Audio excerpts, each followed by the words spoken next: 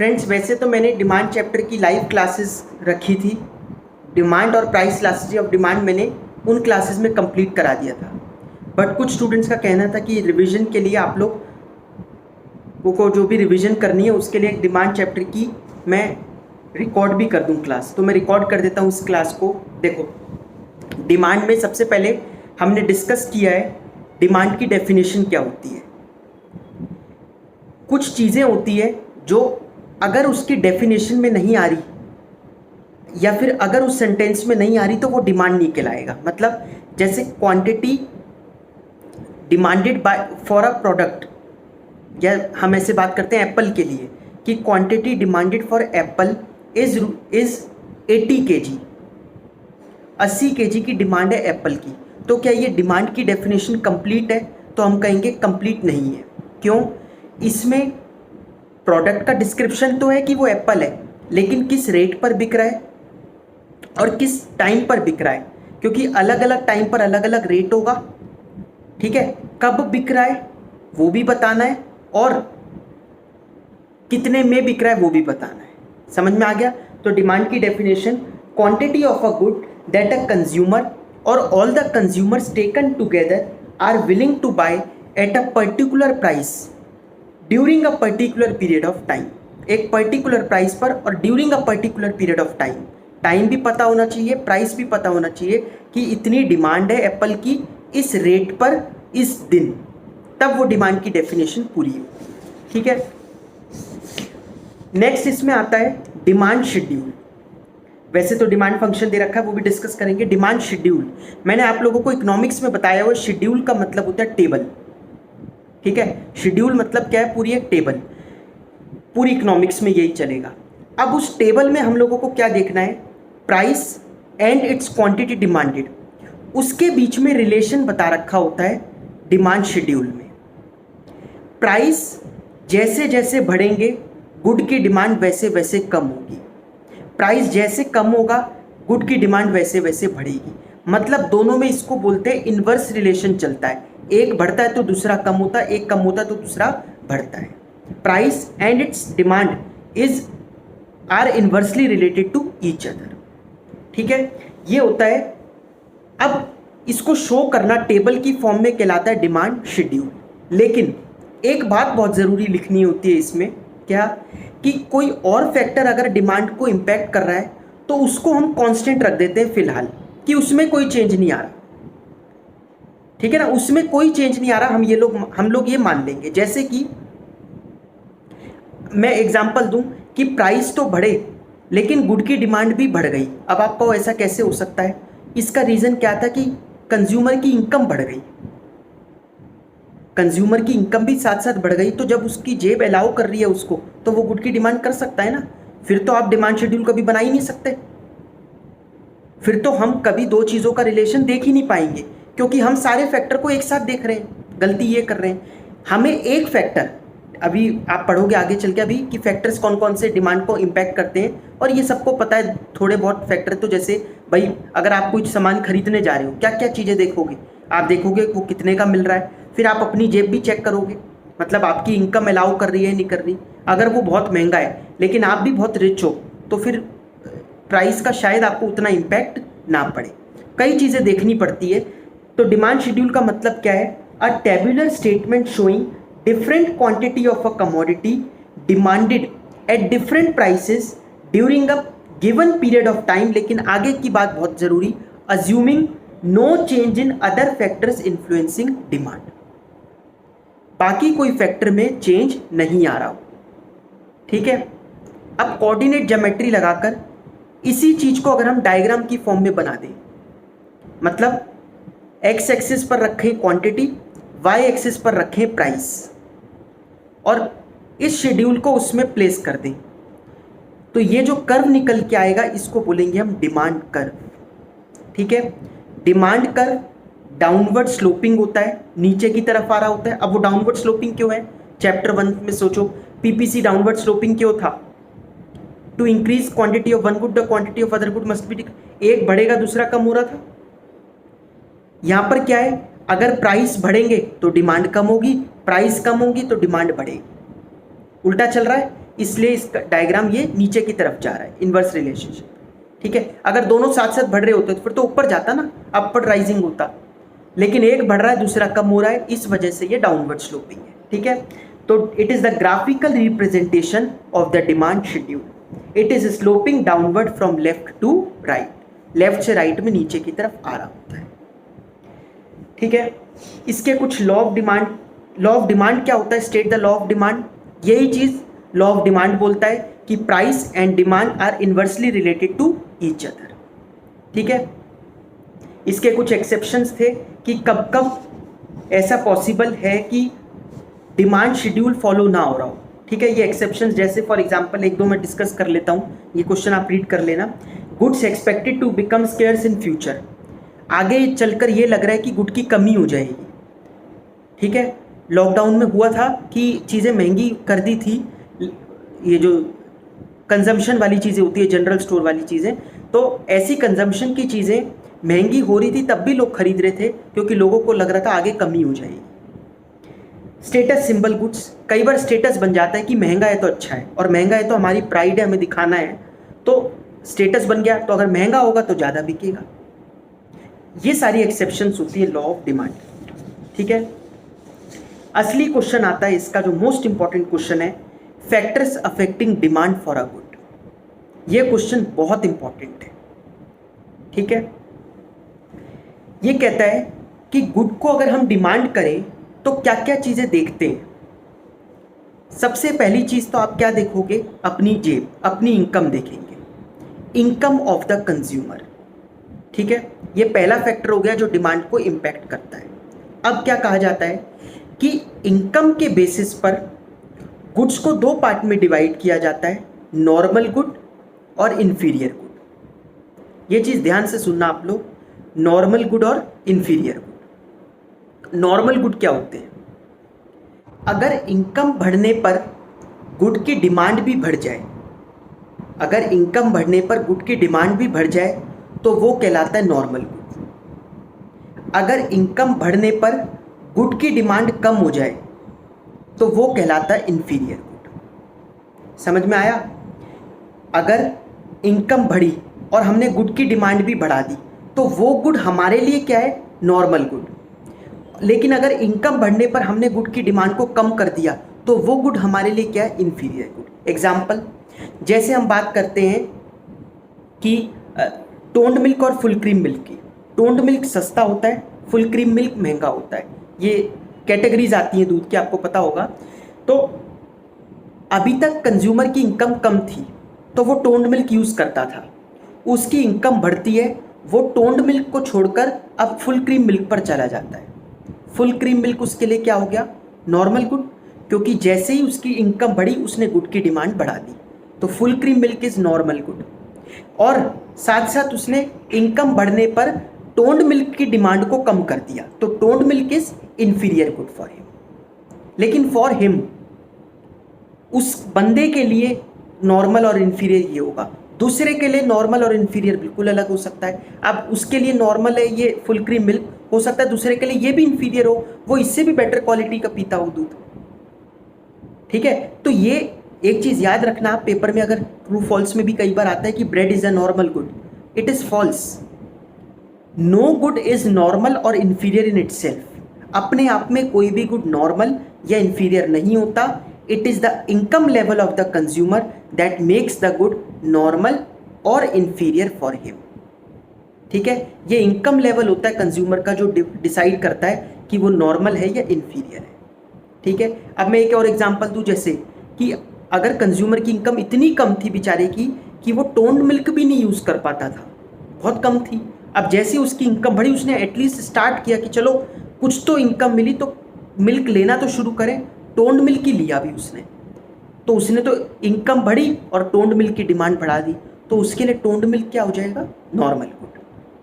ठीक है, तो जो गुड की डिमांड बढ़ जाए इनकम बढ़ने पर वो कहलाता है नॉर्मल गुड, और अगर गुड की डिमांड कम हो जाए इनकम बढ़ने पर तो वो कहलाता है इन्फीरियर गुड। ठीक है, अब इसको एक इकोनॉमिक्स के लैंग्वेज में बोला जाता है कि अगर डायरेक्ट रिलेशन है, तो वो कौन सा गुड है? Normal good. डायरेक्ट रिलेशन मतलब एक बढ़ रहा है दूसरा भी बढ़ रहा है, एक बढ़ रहा है दूसरा गिर रहा है, तो वो गुड कौन सा, जिसको बोलेंगे इनवर्स रिलेशन। तो नॉर्मल गुड में डायरेक्ट रिलेशन और इन्फीरियर गुड में इनवर्स रिलेशन। ठीक है, नॉर्मल गुड डायरेक्ट रिलेशन के साथ चलता है कि एक बढ़ता है दूसरा भी बढ़ता है, और एक बढ़ता है दूसरा कम होता है किसमें? इन्फीरियर गुड में। ठीक है, पढ़ते हैं, देखो। On the basis of income of the consumer, good is divided among normal good, a good whose demand by a consumer rises with the rise in income of that consumer is called normal good.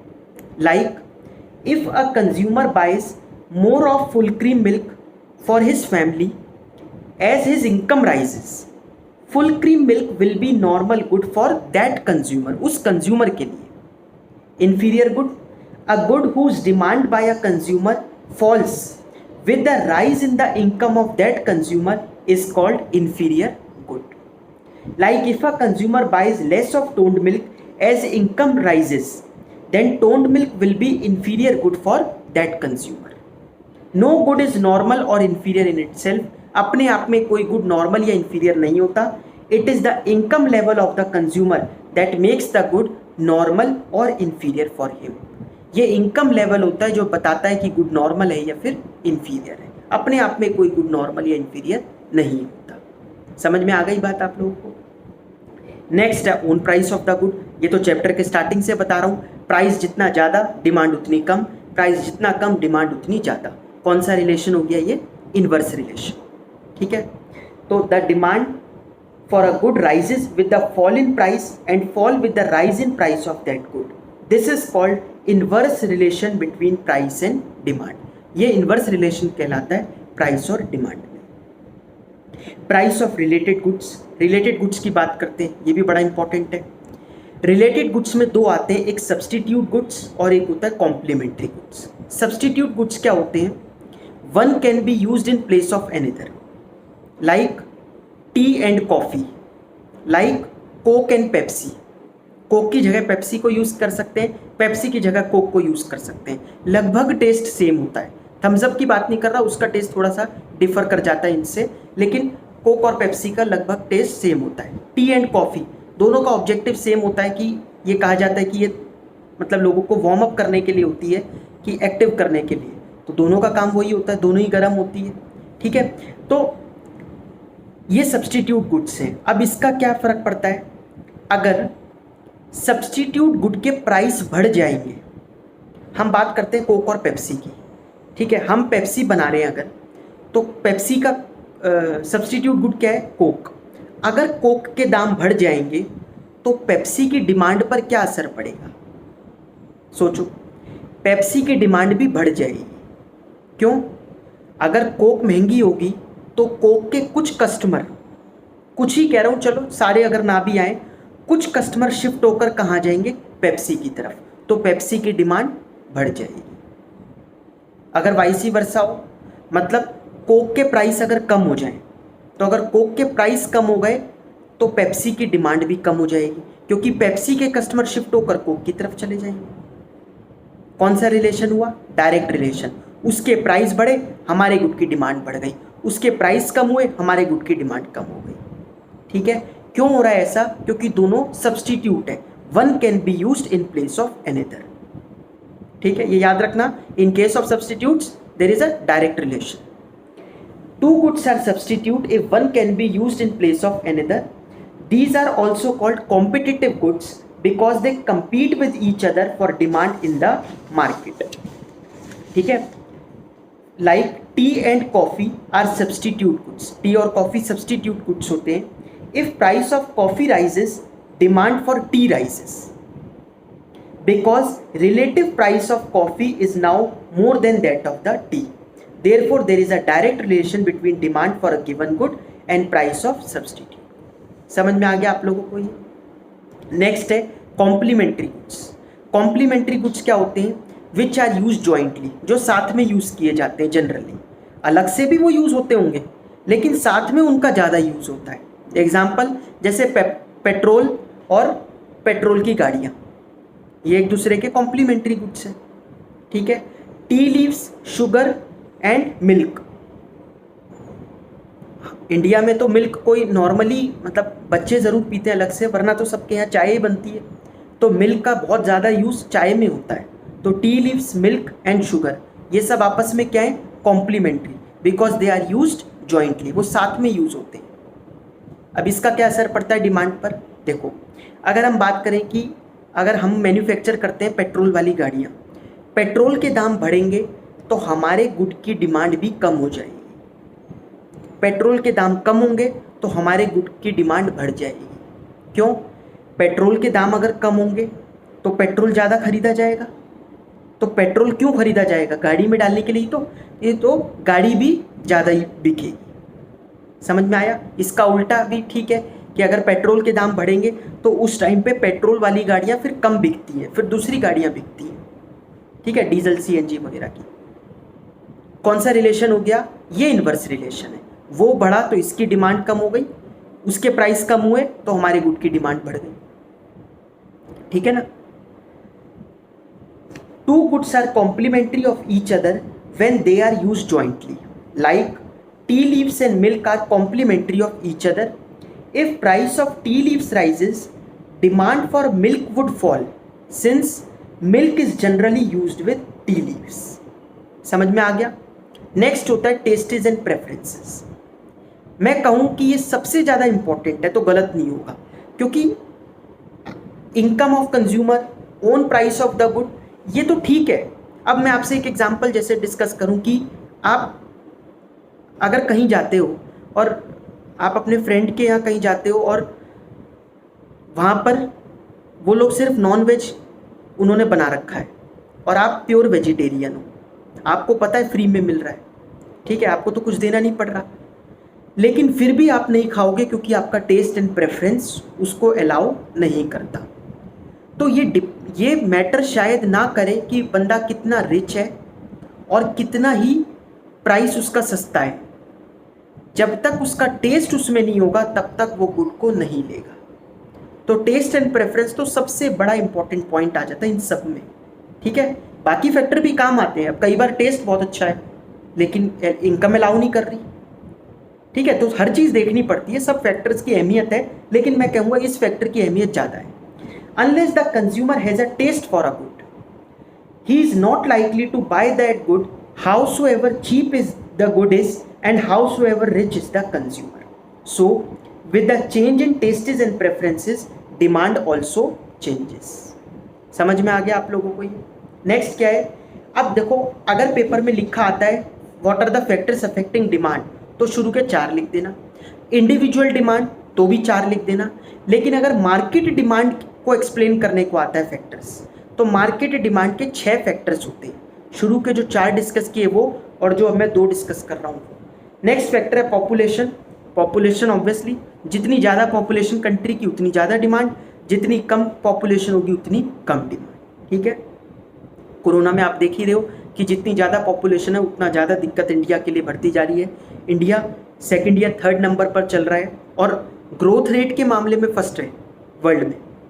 जो growth rate हो रहा है corona cases का, वो first पे है अभी।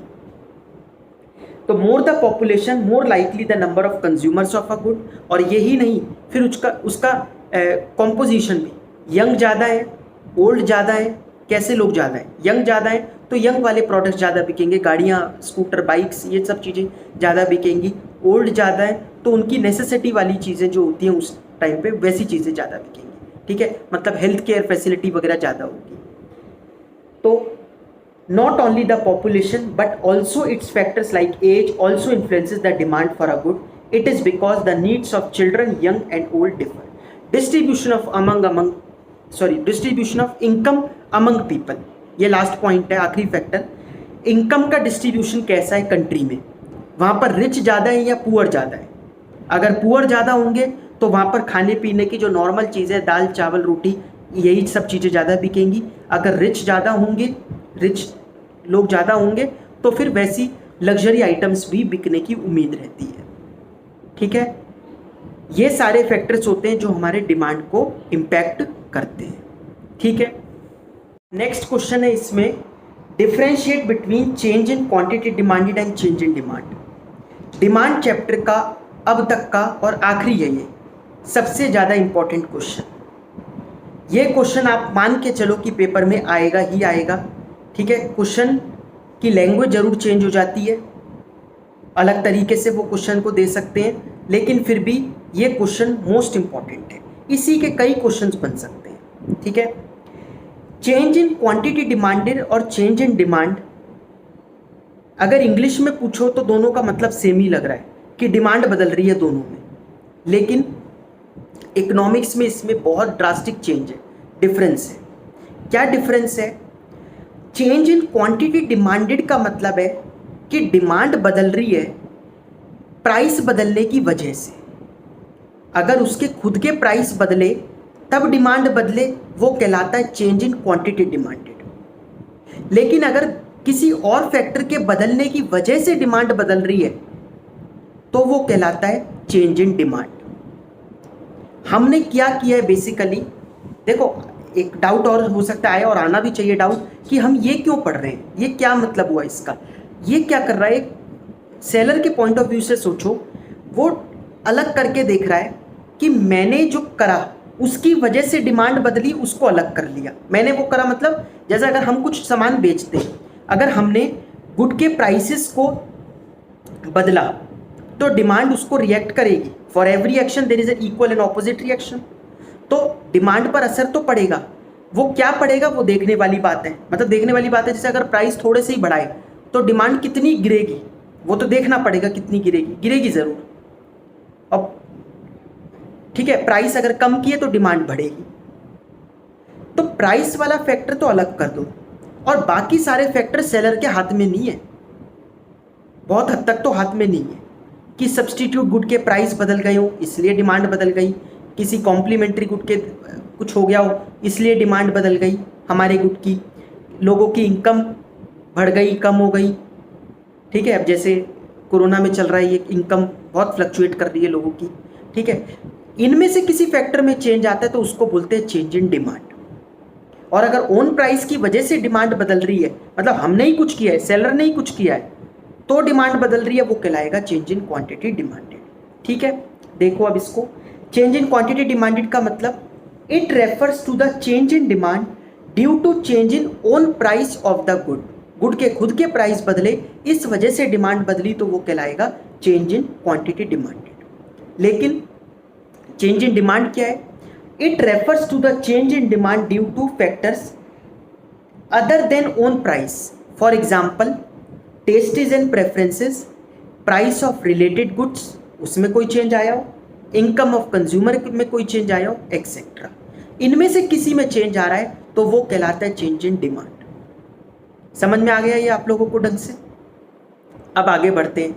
अब चेंज तो दो तरीके के होते हैं, डिमांड बढ़ भी सकती है घट भी सकती है, तो अब उसको एक्सप्लेन करते हैं। चेंज इन क्वांटिटी डिमांडेड फिर दो पार्ट में डिवाइडेड है, एक होता है एक्सपेंशन, दूसरा होता है कॉन्ट्रैक्शन। एक्सपेंशन का एक और नाम है एक्सटेंशन, एक्सपेंशन एक्सटेंशन एक ही बात, और दूसरा क्या है? कॉन्ट्रैक्शन। एक्सपेंशन नाम से पता चल रहा है कि डिमांड एक्सपेंड कर रही है, बढ़ रही है, तो rise in demand due to price में क्या हुआ होगा।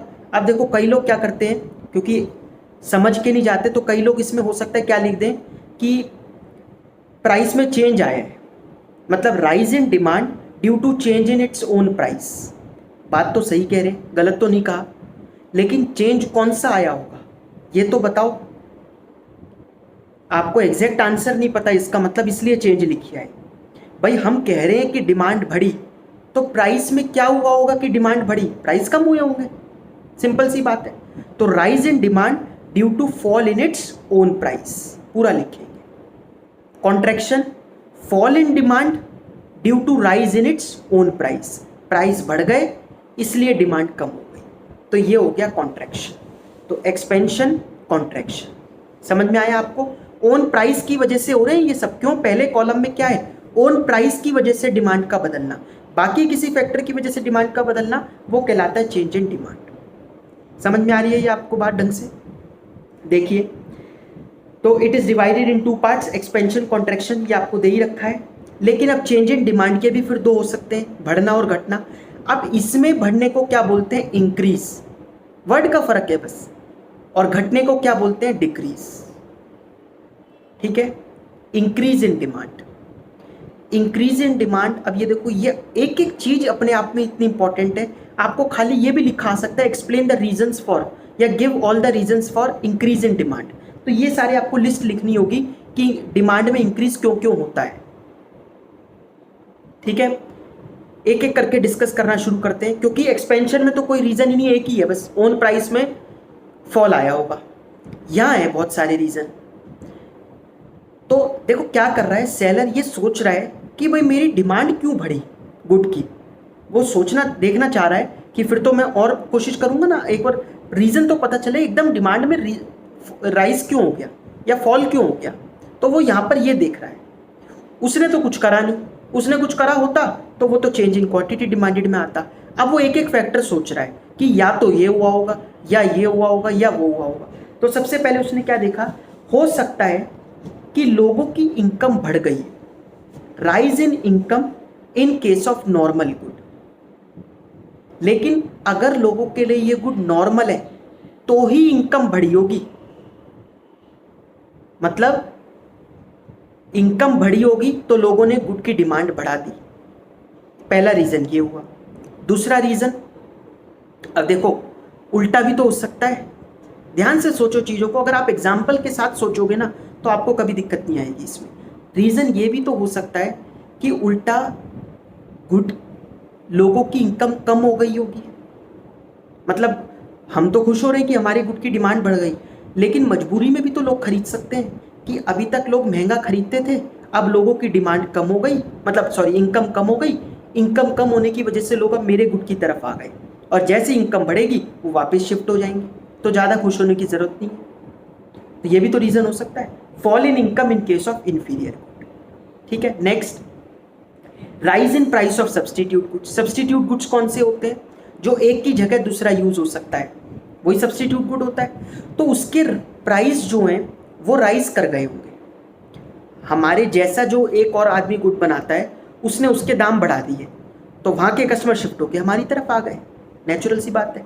कॉम्प्लीमेंट्री अगर कोई इसके साथ जो यूज़ होता था वो सस्ता हो गया, वो सस्ता हो गया तो लोगों ने वो भी खरीदा, उसके साथ हमारा गुड यूज़ होता है तो हमारा गुड भी साथ साथ चल गया।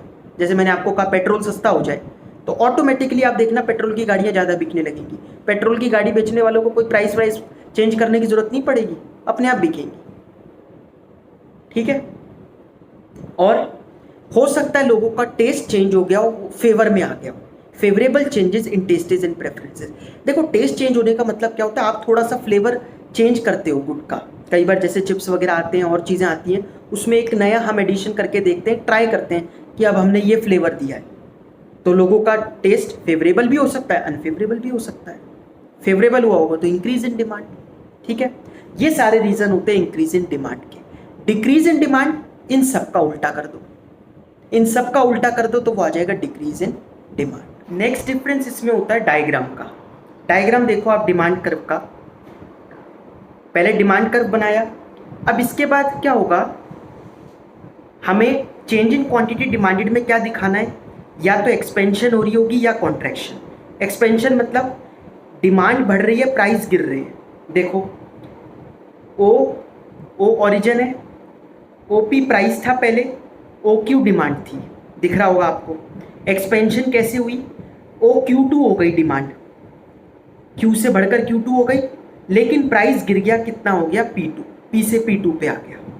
ठीक है, कॉन्ट्रैक्शन, कॉन्ट्रैक्शन मतलब डिमांड कम हो रही है और प्राइस बढ़ रहे हैं, तो देखो डिमांड कम होकर OQ1 हो गई और प्राइस बढ़कर कितने हो गए OP1। समझ में आया?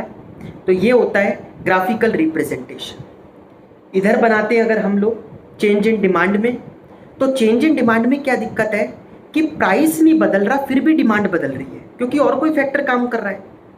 टेस्टेज and preferences, income of consumer, price of substitute, price of complementary, इनमें से कोई फैक्टर काम कर रहा है वहाँ। तो प्राइस तो सेम रखने, मतलब प्राइस तो वहीं रहेंगे, लेकिन डिमांड इंक्रीज कर जाएगी या डिक्रीज कर जाएगी। तो इस केस में कैसे बनेगा डायग्राम, देखो प्राइस वहीं की वहीं रखे, डिमांड बढ़ गई तो एक नया डिमांड कर्व बना D डैश D डैश, अगर डिमांड कम हो गई डिक्रीज हुआ तो पीछे आ गया D double dash D double dash. आप इसको D1 D1 D2 D2 जो भी आपको देना है नाम, मैंने इसको डी डैश और पहले नॉर्मल वाले को तो डी दे रखा था, फिर डी डैश इंक्रीज हुआ तो डिक्रीज हुआ तो D dash D double dash. समझ में आ गया? इसको बोलते क्या है, ये जो हमने चेंज इन क्वांटिटी डिमांडेड में बनाया, इसको बोलते हैं movement along the demand curve. क्या बोलते हैं? Movement along the demand curve. मतलब डिमांड कर्व वो का वो है, बस ऊपर नीचे हो रहा है, मूवमेंट हो रही है। लेकिन शिफ्ट में क्या होता है, डिमांड कर्व इधर से उठकर कहीं और चला जाता है, शिफ्ट हो जाता है, या तो राइटवर्ड शिफ्ट या लेफ्टवर्ड शिफ्ट।